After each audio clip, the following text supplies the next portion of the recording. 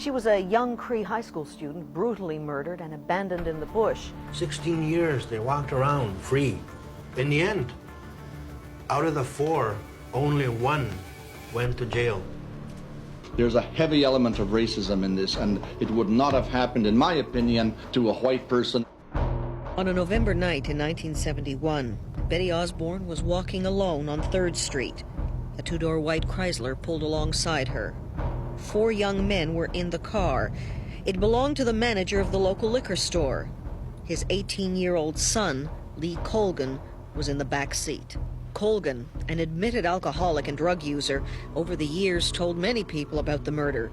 Finally, 15 years after Betty Osborne's murder, he was charged with first-degree murder. 5 months later, the charge was dropped, and he was granted immunity when he agreed to tell the full story. According to Colgan, Betty Osborne refused to get into the car. 18-year-old Dwayne Johnson got out and forced her into the rear seat between himself and Colgan. They drove out of town. Betty Osborne is hysterical and lashing out at Dwayne Johnson. He drags her from the car into the darkness. The other 3 hear her screams as she's being beaten up. Colgan says James Houghton, then 23, got out of the car to help the girl.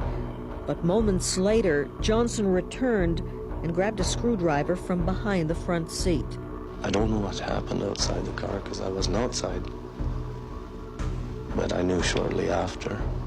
When Houghton and Johnson returned to the car, Betty Osborne was not with them.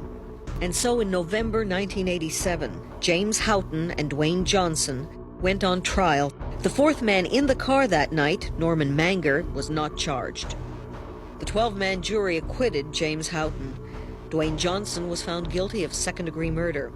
He was sentenced to life in prison with no chance of parole for 10 years. The deal that the Crown made with Mr. Colgan only resulted in 1 conviction. The other 3 got free out of it. An internal RCMP investigation concluded they handled the case properly. Donald Knight is a lawyer in the Paw, but 17 years ago he was with the RCMP. He was at the pump house shortly after Betty Osborne's body was discovered. How would you assess the quality of the police investigation into the murder of Betty Osborne?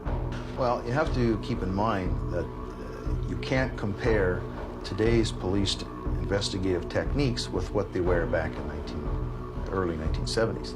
Are you going to excuse the RCMP No, for I'm not excusing them. I'm saying if you're comparing today's methods with what we did then, at that time, we had the top-notch investigation going.